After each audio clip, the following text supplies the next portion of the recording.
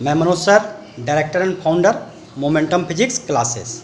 आज मैं आप लोग के लिए ऑब्जेक्टिव क्वेश्चंस लेकर के आया हूं, जिसमें Bihar board, CBSE board, air force, navy, NDA, JEE and NEET वाले विद्यार्थी सभी के लिए ये ऑब्जेक्टिव क्वेश्चन उपयोगी होंगे। ये क्वेश्चंस इंग्लिश मीडियम में है, जिसे मैं समझाने का प्रयत्न आपको हिंदी मीडियम में कर रहा हूँ, जिससे सारे विद्यार्थी, चाहे वो सीबीएसई के हों, इंग्लिश मीडियम के हों या बिहार बोर्ड हिंदी मीडियम के हों, सभी को समझ में आएंगे। और उम्मीद करते हैं कि ये सारा ऑब्जेक्टिव क्वेश्चंस आपके एग्ज़ाम में श्योर आएंगे। ये इस पैटर्न पर अगर आप तैयारी कर लेते हैं तो आपका ऑब्जेक्टिव का जो एयरफोर्स में आता है, एनडीए में आता है, नेवी में आता है, अदर कंपटीशन में आता है, आप लोग को श्योर सफलता मिलेगी। तो आइए देखते हैं हम लोग ऑब्जेक्टिव क्वेश्चंस की तैयारी कैसे होती है। चलिए तो देखते हैं। पहला जो ऑब्जेक्टिव क्वेश्चंस है आपका दिया हुआ, कहता है which of the following is not the unit of length. Questions आपका पहला है दिया हुआ, बोर्ड पर ध्यान से देखेंगे और इसी पैटर्न पर आप आगे अपनी तैयारी कर सकते हैं अदर विषय का भी। कहता है क्वेश्चंस ध्यान से देखेंगे मेरे बच्चे। कहता है which of the following is not the unit of length. मतलब जो दिया गया ऑप्शन है ए, बी, सी और डी, ये चार ऑप्शन जो दिए गए हैं उसमें से आपसे पूछ रहा है कि इनमें से कौन जो है लेंथ यानी लंबाई का मात्रक नहीं है, लंबाई का मात्रक नहीं है। आपसे पूछा जा रहा है कि चार ऑप्शन दिया हुआ है। ए में दिया हुआ है माइक्रोन, बी में दिया हुआ है लाइट ईयर, प्रकाश वर्ष जिसको बोलते हैं, लाइट ईयर को प्रकाश वर्ष बोलते हैं, लाइट ईयर। बी में आपका एंगस्ट्रॉन है और डी में आपका रेडियन है। पूछ रहा है इस चारों में जो है कौन लेंथ का यानी लंबाई का मात्रक नहीं है, लेंथ का मात्रक नहीं है। तो आइए सीखते हैं। इस तरह के क्वेश्चंस बहुत सारे एयरफोर्स वगैरह में आते हैं, नीट वाले, मेडिकल वाले में आते हैं। तो माइक्रोन जो होता है वो लेंथ का मात्रक होता है, जैसे माइक्रोन मीटर। तो एक माइक्रोन में 10⁻⁻⁶ होता है। इसको मीटर से लिया जाता है, आप इसको लेंथ में इंक्लूड करते हैं, यानी ये लंबाई का मात्रक है माइक्रोन। फिर आते हैं हम लोग लाइट ईयर, प्रकाश वर्ष। प्रकाश वर्ष लाइट ईयर जो है वो भी ये लेंथ का मात्रक है। एक प्रकाश वर्ष 1 लाइट ईयर। आप लोग जानते हैं कि 1 लाइट ईयर जो होता है 9.46 गुने 10⁻15 मीटर के बराबर होता है, जिसमें प्रकाश जो है एक वर्ष में कितनी दूरी तय करती, इसके जरिए हम लोग इसको निकालते हैं। तो प्रकाश वर्ष भी किसका मात्रक है, तो लेंथ का मात्रक है, यूनिट का मात्रक है। आगे देखते हैं एंगस्ट्रॉन। एक एंगस्ट्रॉन जो होता है 10⁻⁻10 मीटर के बराबर होता है, यानी ये भी मात्रक है लेंथ का। और डी में है आपका रेडियन जो है वो लंबाई का मात्रक नहीं है ना, रेडियन को लंबाई के मात्रक में नहीं रखा गया है। ये एंगुलर डिस्प्लेसमेंट, कोणीय विस्थापन का मात्रक आता है रेडियन, है ना, थीटा जिसको हम लोग बोलते हैं। तो ये लंबाई का आपका मात्रक नहीं है। तो कौन हो गया मेरे बच्चे इसमें आपका, तो रेडियन आपका राइट आंसर हो गया, यानी रेडियन जो है वो लंबाई का मात्रक नहीं है। जो क्वेश्चन पूछा जा रहा है उसके अनुसार हम लोग का राइट आंसर कौन है, रेडियन। नेक्स्ट क्वेश्चन आपका है, बोर्ड पर ध्यान देंगे सभी विद्यार्थी। Which of the following is not unit of time. आपसे पूछा जा रहा है क्वेश्चंस में, कहता है which of the following is not unit of time. मतलब जो दिया हुआ है ऑप्शन में वो समय का मात्रक कौन नहीं है, मतलब समय का मात्रक इसमें से कौन नहीं है, आपसे पूछा जा रहा है। तो पहला है मेरे बच्चे ध्यान देंगे सोलर ईयर, जिसको बोलते हैं हम लोग सोलर, जो सौर्य से आता है, सूर्य से आता है, सन से होता है, सोलर ईयर। बी में है लीप ईयर। लीप ईयर आप लोग जानते हो, जो फरवरी 29 डेज का होता है, 28 डेज का होता है, वही जो हम लोग लीप ईयर निकालते हैं, लीप ईयर। लाइट ईयर ये आपका प्रकाश वर्ष, अभी हम लोग जस्ट इससे पहले चर्चा किए थे। और है ट्रॉपिकल ईयर। ट्रॉपिकल ईयर जो होता है, जो हम लोग निकालते हैं कि जिस साल जितना सूर्य ग्रहण, सोलर एक्लिप्स जिस साल लगा, जैसे 1995 में टोटल का टोटल सूर्य ग्रहण लगा था, उसी को हम लोग बोलते हैं ट्रॉपिकल ईयर, यानी ये भी एक ईयर ही है। तो सोलर ईयर भी ईयर हो गया, लीप ईयर भी आपका ईयर हो गया, लाइट ईयर आपका लेंथ हो गया, दूरी का मात्रक हो गया, यानी ये टाइम नहीं है, समय नहीं है। और ट्रॉपिकल ईयर भी ईयर हो गया, यानी ये भी टाइम है, यानी ये भी टाइम है, सोलर ईयर भी टाइम है, लीप ईयर भी टाइम है, ट्रॉपिकल ईयर भी टाइम है। यानी इसका राइट आंसर कौन हो गया मेरे बच्चे? Light year. ट्रॉपिकल ईयर भी आपका क्या है? टाइम है, लेकिन लाइट ईयर आपका टाइम नहीं है, वो किसका मात्रक है? तो लेंथ का मात्रक है ना। तो उम्मीद करते हैं कि ये दोनों क्वेश्चंस आपको अच्छे से समझ में आ गया। अगर फिर भी क्वेश्चंस नहीं समझ में आए तो कमेंट बॉक्स में कमेंट जरूर करें, है ना। अगला क्वेश्चन हम लोग देखते हैं, क्वेश्चन नंबर 3 को हम लोग देखते हैं क्या कहता है। तो कहता है क्वेश्चन नंबर 3 यानी ऑब्जेक्टिव क्वेश्चन नंबर 3 आपका, state which of the following is correct. आपसे बोला जा रहा है, आपसे कहा जा रहा है कि दिया गया इसमें से जो स्टेटमेंट है, कथन है, कौन सही है। दिया हुआ है 4 ऑप्शन। ए में दिया हुआ है मेरे बच्चे, ध्यान देंगे, है ना, joule is equal to coulomb into volt, joule is equal to coulomb into volt, A number में। बी में कह रहा है जूल इजकल टू कूलम पर वोल्ट। सी में आपसे बोल रहा है joule is equal to volt plus coulomb. और डी में आपसे बोल रहा है जूल इजकल टू वोल्ट पर कूलम। ध्यान देंगे, इस तरह का क्वेश्चंस जो है आपका यूनिट से जुड़ा हुआ है ना, यानी क्वेश्चंस के दायरे को भी पकड़ना है कि कहाँ से आया है, किस टॉपिक से दिया है। ये आपका यूनिट एंड डायमेंशन जो चैप्टर है वहाँ से भी है, और चैप्टर अगर आप जाते हैं कूलम पर वोल्ट या जहाँ पर आप इलेक्ट्रोस्टैट पढ़ते हैं तो वहाँ से भी, उस एरिया से आप क्वेश्चंस को समझ सकते हैं कि यहाँ से भी क्वेश्चंस को दिया हुआ है। अब इस तरह क्वेश्चन अगर दिया हुआ है तो सबसे पहले फर्स्ट ऑफ ऑल क्या करते हैं कि हम लोग को फार्मूला मालूम होना चाहिए, है ना, दिमाग में फट से आना चाहिए। इससे क्या हो कि आसानी से आप उसका कैलकुलेशन कर सकते हैं। तो देखिए जूल किसका एसआई यूनिट है, तो हम लोग जानते हैं कि जूल जो है एनर्जी का एसआई यूनिट है, वर्क डन का एसआई यूनिट है जूल। अब जूल इजकल टू आपका यहाँ पर रिलेशन 2 चीज़ से है, कूलम से लिया गया है और वोल्ट से लिया गया है। अब इसमें कूलम और वोल्ट को इंक्लूड किया गया, तो हम लोग को देखना है कूलम और वोल्ट से कैसे ये जुड़ा हुआ है। प्लस में है, इनटू में भी है, डिवाइड में भी है, और डिवाइड में 2 तरफ से उल्टा भी है, एक वोल्ट पर कूलम है, एक कूलम पर वोल्ट है। तो इतना तो श्योर है कि वोल्ट प्लस कूलम करके यूनिट तो होगा नहीं, किसी में होता नहीं है, तो सी नंबर तो आपका ख़त्म हो गया। अब आते हैं ए, बी और डी की ओर। तो सबसे पहले हम लोग क्या करेंगे कि वर्क डन या एनर्जी को लिख लेंगे। अब इसका फार्मूला जो होता है हम लोग W is equal to Q into V, energy joule जो होता है ना, वो होता है Q इंटू वी फॉर्मूला होता है ना। हम लोग पढ़ते हैं इलेक्ट्रिक पोटेंशियल में ये फॉर्मूला। तो Q हो गया आपका कूलम और ये हो गया आपका वोल्ट, तो हो गया कूलम, क्योंकि ऐसा यूनिट इलेक्ट्रिक चार्ज से क्या होता है? कूलम होता है ना। तो आपका हो गया ये कूलम और ये आपका हो गया वोल्ट, तो कूलम इंटू वोल्ट। तो देख लेंगे कि जूल इजकल टू कौन हो जाएगा, तो कूलम इंटू वोल्ट, यानी राइट आंसर आपका कौन हो जाएगा?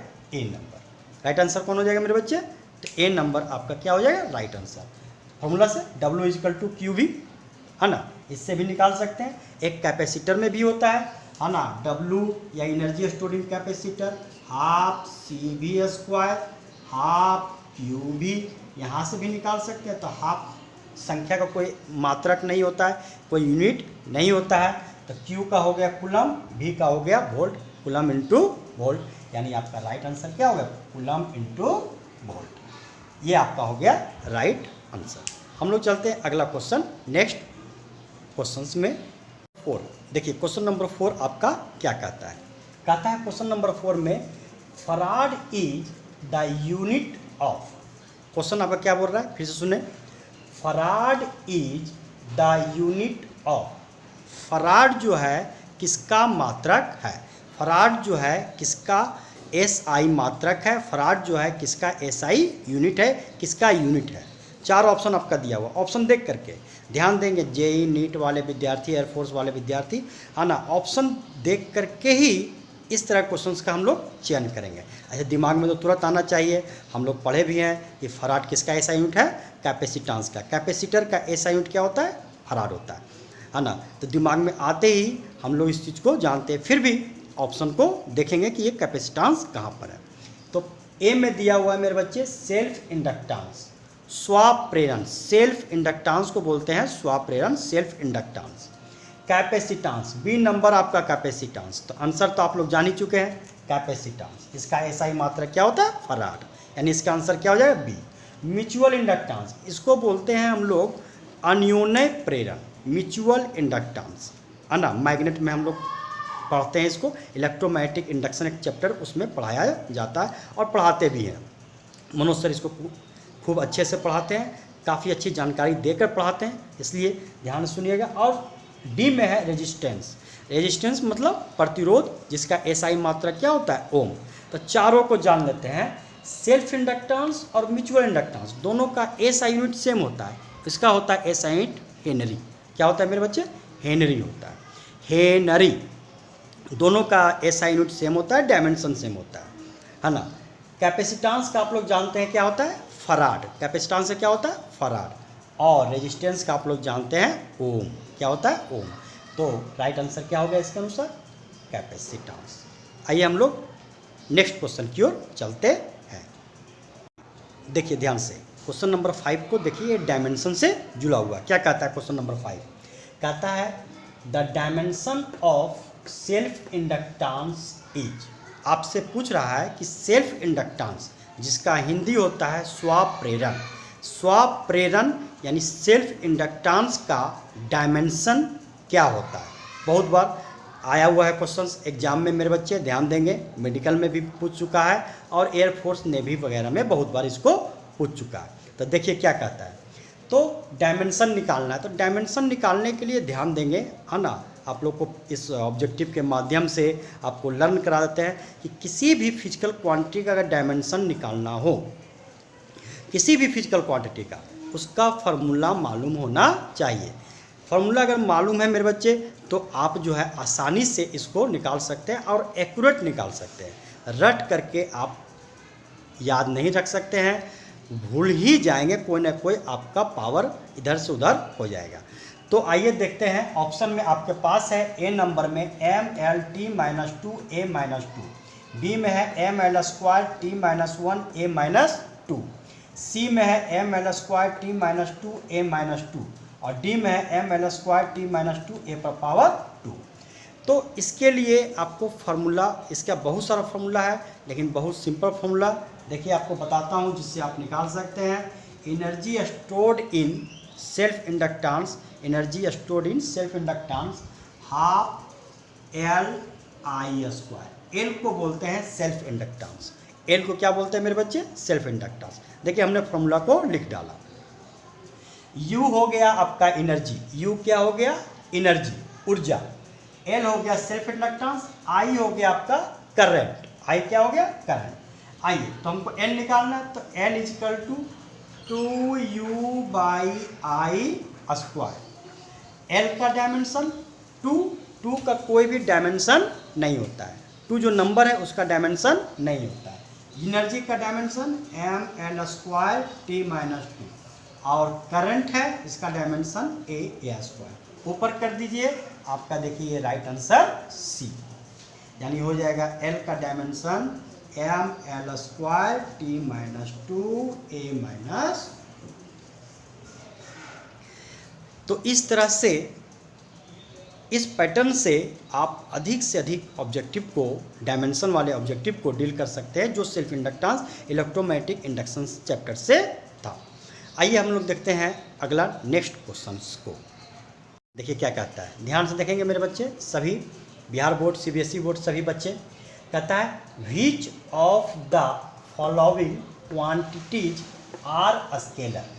ये जो दिए गए भौतिक राशि हैं, जो राशियां दी गई है, जो क्वांटिटी दी गई है, वो इनमें से कौन स्केलर है। स्केलर का अर्थ हो गया अदिश, स्केलर क्वांटिटी। यानी 4 ऑप्शन दिया हुआ, उसमें से आपको पकड़ना है कि कौन स्केलर है। तो पहला ऑप्शन ध्यान से देखिएगा, पहला है इलेक्ट्रिक फील्ड, सेकंड है इलेक्ट्रिक पोटेंशियल, सी में है मैग्नेटिक मोमेंट और डी है एक्सेलरेशन ड्यू टू ग्रेविटी। ये देखिए, ये टॉपिक जो है मेरे बच्चे यूँ कहें स्केलर एंड वेक्टर से भी है, टॉपिक पकड़ में आ गया। क्वेश्चंस को पकड़ने का, इजी करने का ये सबसे आसान बात होता है कि हमने टॉपिक को पकड़ लिया। उसके बाद ये भी जानेंगे कि और कहाँ कहाँ, इसका मतलब इलेक्ट्रोस्टैट से भी घुमा दिया है, मैग्नेट से भी एंट्री करके दिया है और मैकेनिक्स से भी एंट्री करके दिया है। तो अब हम लोग पकड़ेंगे कौन स्केलर है। स्केलर और वेक्टर पकड़ने का उसका सबसे आसान तरीका होता है कि चैप्टर पर पकड़ो, और चैप्टर पर पकड़ का मतलब हो गया कि किसका डायरेक्शन होता है और किसका डायरेक्शन नहीं होता है। तो यहाँ पर हम लोग जानेंगे। सबसे पहले ए ऑप्शन में चलते हैं, इलेक्ट्रिक फील्ड। इलेक्ट्रिक फील्ड एक वेक्टर क्वांटिटी है क्योंकि इसका एक डायरेक्शन होता है। जिधर पॉजिटिव चार्ज का डायरेक्शन होता है उधर ही इलेक्ट्रिक फील्ड का डायरेक्शन होता है। यानी इलेक्ट्रिक फील्ड कौन सा क्वांटिटी है मेरे बच्चे, तो वेक्टर। इसका क्या होता है, डायरेक्शन होता है, वो भी स्पेसिफाइड डायरेक्शन। ये एक वेक्टर क्वांटिटी है। सेकेंड नंबर है इलेक्ट्रिक पोटेंशियल। पोटेंशियल जिसको हिंदी में बोलते हैं विद्युत विभव, इलेक्ट्रिक पोटेंशियल। पोटेंशियल ये एक स्केलर क्वांटिटी, इसका डिफिनीशन में ही आता है स्केलर क्वांटिटी। इसको डिफाइन ही कहते हैं, डिफाइन ही किया जाता है इलेक्ट्रिक पोटेंशियल को कि it is defined as a scalar function whose negative gradient gives electric field intensity. मतलब इसका डिफिनीशन में ही है मेरे बच्चे कि इलेक्ट्रिक पोटेंशियल क्या है, एक स्केलर फंक्शन है, एक स्केलर क्वांटिटी है जो क्या बतलाता है, नेगेटिव ग्रेडियंट के बारे में। तो ये चैप्टर का डिटेल बात है ना। तो जानिए एक ऐसा फंक्शन है, स्केलर फंक्शन या स्केलर क्वांटिटी है। यानी इसके अनुसार आपका राइट आंसर कौन हो गया, बी, है ना। और आगे देखते हैं कि और कौन कौन सही है। मैग्नेटिक मोमेंट, जिसको मैग्नेटिक डायपोल मोमेंट भी कहते हैं, मैग्नेटिक मोमेंट को, है ना। ये भी क्या है, एक वेक्टर क्वांटिटी है। इसका भी डायरेक्शन होता है साउथ पोल से नॉर्थ पोल की ओर मैग्नेट में। और एक्सेलरेशन ड्यू टू ग्रेविटी, जिसको स्मॉल जी से इंडिकेट करते हैं, है ना। इसका भी एक अपना डायरेक्शन होता है, अर्थ की ओर डाउनवर्ड में लेते हैं तो पॉजिटिव, और अर्थ के अपोजिट डायरेक्शन में जाते हैं तो जी का वैल्यू नेगेटिव। और 9.8 मीटर पर सेकेंड स्क्वायर जो होता है वो फिक्स होता है, लेकिन निकलता कैसे उसको हम जो है अपने बैच में, अपने क्लास में उसको पूरा वेरीफाई करते हैं, है ना, और एक्सप्लेन करते हैं कि 9.8 मीटर पर सेकेंड स्क्वायर कैसे आता है। तो यहाँ पर जाने ये कैसा है, वेक्टर क्वांटिटी है।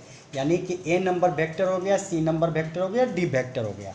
यानी राइट आंसर कौन हो गया मेरे बच्चे, तो बी नंबर राइट आंसर क्या हो गया, बी। यानी आपसे स्केलर पूछा जा रहा है तो इलेक्ट्रिक पोटेंशियल कैसा है, स्केलर क्वांटिटी है। हम लोग चलते हैं अगला नेक्स्ट क्वेश्चन में, देखते हैं मेरे बच्चे, ध्यान से देखेंगे नेक्स्ट क्वेश्चन क्या कहता है। क्वेश्चन नंबर 7 में आपको कहता है कि मोमेंट ऑफ इनर्शिया इज, आपसे क्वेश्चन किया जा रहा है कि moment of inertia is. Moment of inertia को हिंदी में बोलते हैं जड़त्व आघूर्ण। यानी मोमेंट ऑफ इनर्शिया क्या है, तो ऑप्शन के अनुसार चलते हैं। तो ए में कहता है स्केलर, बी में कहता है वेक्टर, सी में कहता है आइदर स्केलर और वेक्टर, और डी में कहता है नाइदर स्केलर और वेक्टर। कहने का सेंस हो गया कि मोमेंट ऑफ इनर्शिया के बारे में आपकी कंप्लीट नॉलेज होनी चाहिए यहाँ पर, तभी आप इसको बना सकते हैं।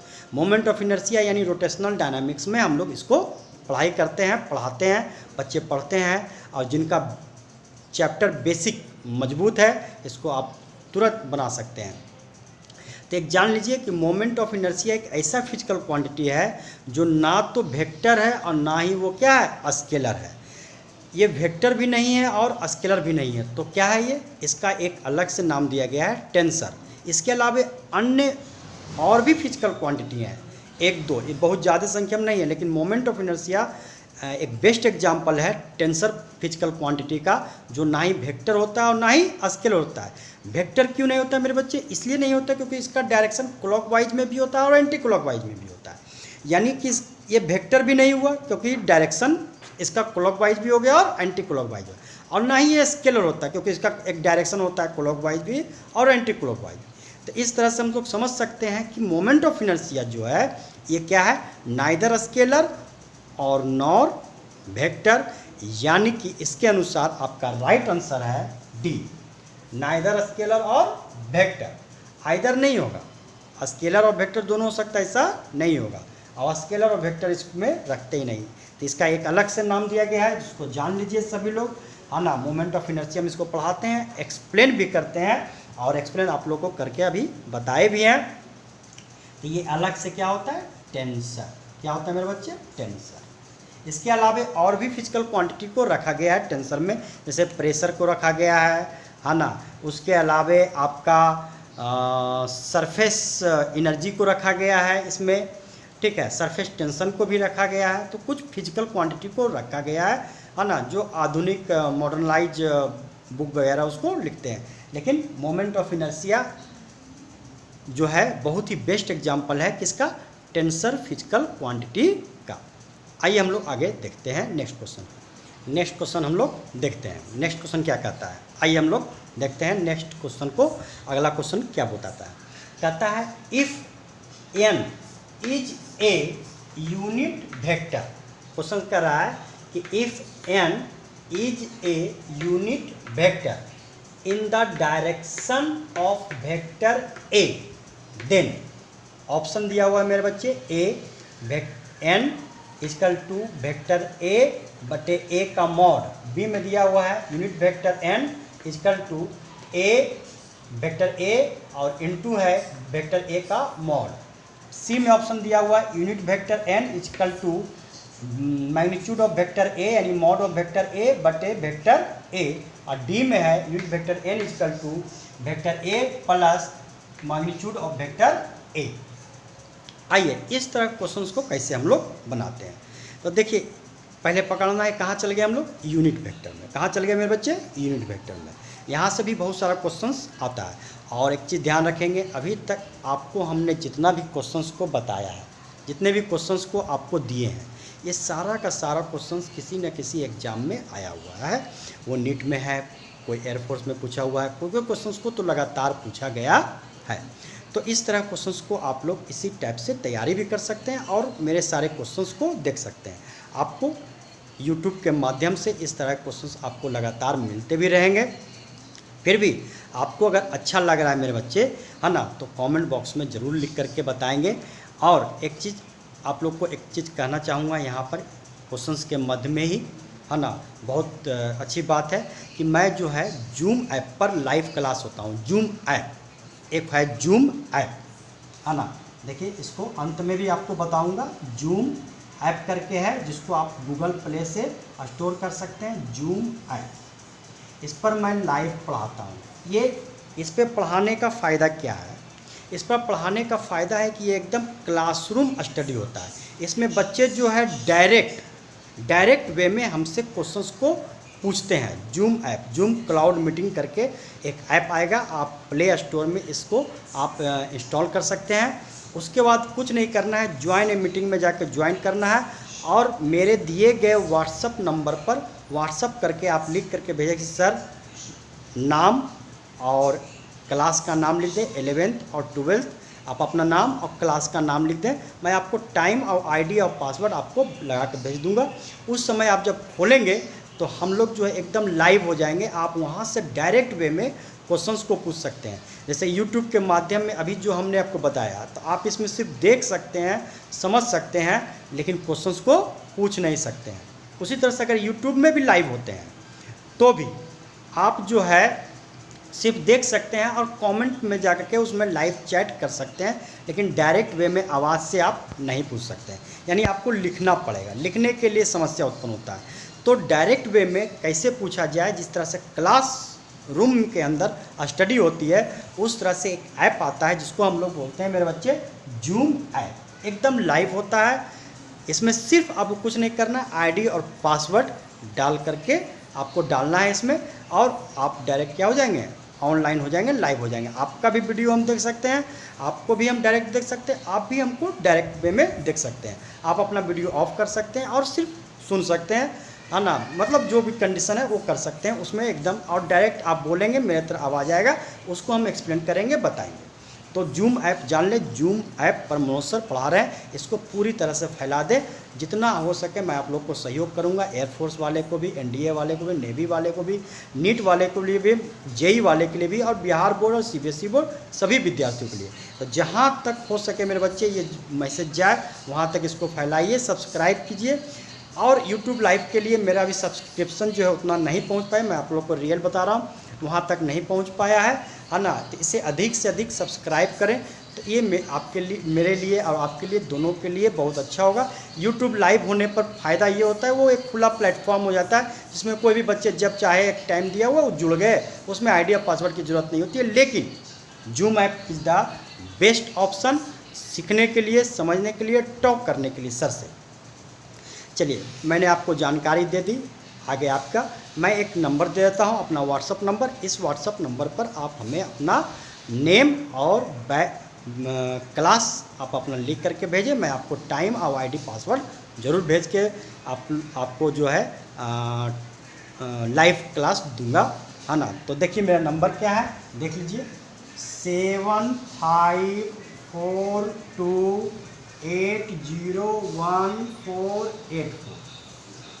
इस पर आप जो है एक बार फिर से सुन लें मेरा नंबर, 7542801484, 7542801484। ये मेरा व्हाट्सअप नंबर है मेरे बच्चे, मनोज सर का व्हाट्सअप नंबर है, मोमेंटम फिजिक्स क्लासेस का व्हाट्सअप नंबर है। इस पर आप अपना नेम और सिर्फ क्लास, कौन सा क्लास में, 11th में या 12th में, आप लिख के भेज दें। मैं आपको आईडी और पासवर्ड और टाइम आपको भेज दूंगा। आप जूम ऐप को, ये द बेस्ट ऐप, बहुत बढ़िया ऐप है ये। चलिए हम लोग आगे चलते हैं, है ना, और सीखते हैं क्वेश्चन नंबर 9 को, ये क्या कर रहा है। तो देखिए ध्यान से, है ना। तो आपसे पूछा गया है क्वेश्चन नंबर 9 में कि n is the unit vector. इसका यूनिट वेक्टर का डिफिनीशन क्या हुआ, यूनिट वेक्टर का इसमें फॉर्मूला क्या हुआ। तो ये यूनिट वेक्टर से जुड़ा हुआ है मेरे बच्चे। और यूनिट वेक्टर आप पढ़े हैं, यूनिट वेक्टर को डिफाइन कैसे करते हैं, तो वेक्टर ए और डिवाइड बाय वेक्टर ए का मॉड, वेक्टर ए और डिवाइड बाय वेक्टर ए का मॉड, जिसको मैग्नीट्यूड कहते हैं, परिमाण कहते हैं। तो आइए देखते हैं। तो इसमें पहला ही ऑप्शन आपका राइट दिख रहा है, यानी ए इजकल टू हो गया, यूनिट वेक्टर इजकल टू हो गया vector a divide by magnitude of vector a. B आपका नहीं होगा, सी आपका नहीं होगा, डी आपका नहीं होगा। तो राइट आंसर कौन हो जाएगा मेरे बच्चे, ए। चलिए अगला क्वेश्चन की ओर हम लोग चलते।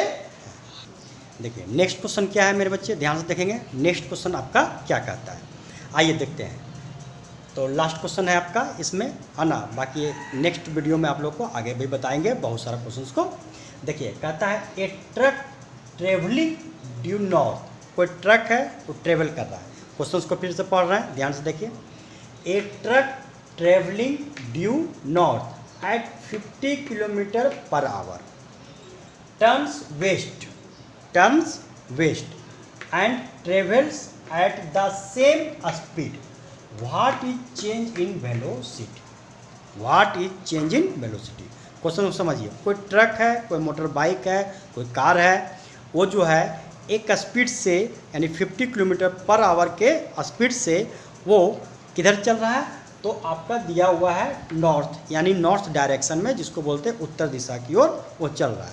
अब नॉर्थ से वो टर्न लेता है किधर, वेस्ट, लेकिन स्पीड क्या रहता है, उतना ही सेम स्पीड रहता है। तो पूछ रहा है चेंज इन वेलोसिटी।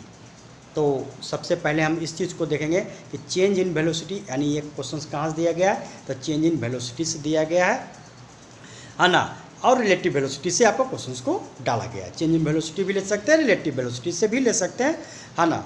तो इसमें डायरेक्शन का ज्ञान होना जरूरी है मेरे बच्चे। और डायरेक्शन का अगर ज्ञान हो गया तो आप इसको आसानी से सॉल्व कर सकते हैं। ऑप्शन भी देख लीजिए। ऑप्शन क्या कहता है, ए में 50 kilometre per our north west.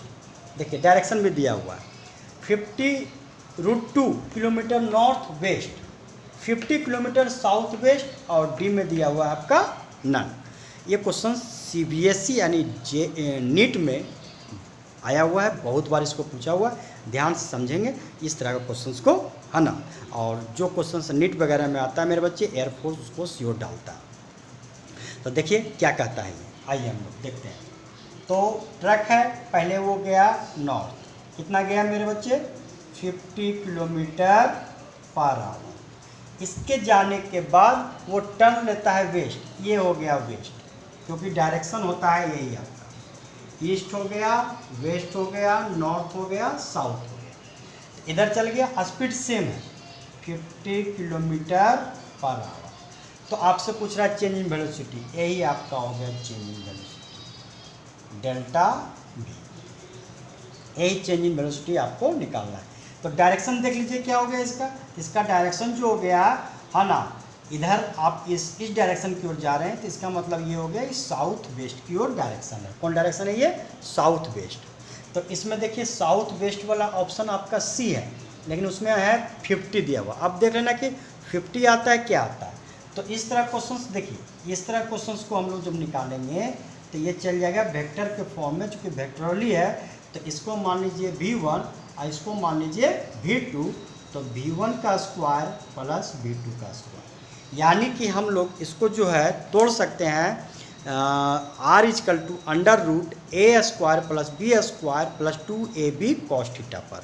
ये जो R रिजल्टेंट हम लोग निकालते हैं उसी तरह से ये डेल्टा V का वैल्यू हम लोग निकाले हैं, under root V1 square plus V2 square. और चूँकि दोनों एक दूसरे का परपेंडिकुलर है, ये जो एंगल बन रहा है ये 90 डिग्री का, तो परपेंडिकुलर होने के बाद इसके बाद का जो है वो क्या हो गया, 0 हो गया। तो हो गया क्या मेरे बच्चे, V1 square plus V2 square. अब कर दीजिए, तो 50 का स्क्वायर प्लस 50 का स्क्वायर, यानी हो गया आपका 50√2 किलोमीटर पर आवर, और डायरेक्शन हो गया SW। डायरेक्शन क्या हो गया, SW। यानी कि ए तो आपका नहीं हुआ, बी भी आपका नहीं हुआ, सी भी आपका नहीं हुआ, तो राइट आंसर कौन हो गया मेरे बच्चे, डी। यानी इसमें जो दिया गया है ऑप्शन डी नन वो है, और राइट आंसर क्या हो गया, तो 50√2 kilometre per our south west. इस तरह से ये बनता है चेंज इन वेलोसिटी से, इसको हम लोग इस तरह से बनाते हैं डायरेक्शन का ज्ञान रख करके। तो इस तरह क्वेश्चंस जो है आप लोग को फर्दर मिलते रहेगा मेरे बच्चे, है ना। आप लोग से यही काइंडली रिक्वेस्ट है मनोज सर का कि अधिक से अधिक इससे शेयर करें, अधिक से अधिक बच्चों को फ़ायदा हो, और जो बच्चे इन्हें देखें वो अपने तरीके से कमेंट बॉक्स पर मेरे व्हाट्सअप नंबर पर ज़रूर लिख के भेजें सर, और अधिक से अधिक डीप और अधिक से अधिक क्वेश्चंस को अगले बार, इस बार जो क्वेश्चन मैंने लाया है ना, थोड़ा सा इजी था, वैसे क्वेश्चन को सेलेक्ट किए जो 2018 एयरफोर्स है ना 17, 16, 15 में आया हुआ, वैसे क्वेश्चन को मैंने सेलेक्ट किया। अब जो है आगे जो मैं क्वेश्चन सेलेक्ट करूँगा वो थोड़ा सा जेइन वगैरह का होगा, लेकिन वो भी क्वेश्चन आपका एयरफोर्स नेवी एनडीए में आता है। तो कमेंट बॉक्स में ज़रूर कमेंट करें मेरे बच्चे, और अधिक से अधिक लाइक एंड सब्सक्राइब करें, है ना, ताकि मैं आप लोग को यूट्यूब लाइव भी दे सकें। और जूम ऐप को ना भूलें, ये बेस्ट ऑप्शन है, क्लासरूम स्टडी इसी को कहते हैं। आप सभी का स्वागत है Manoj sir momentum physics classes.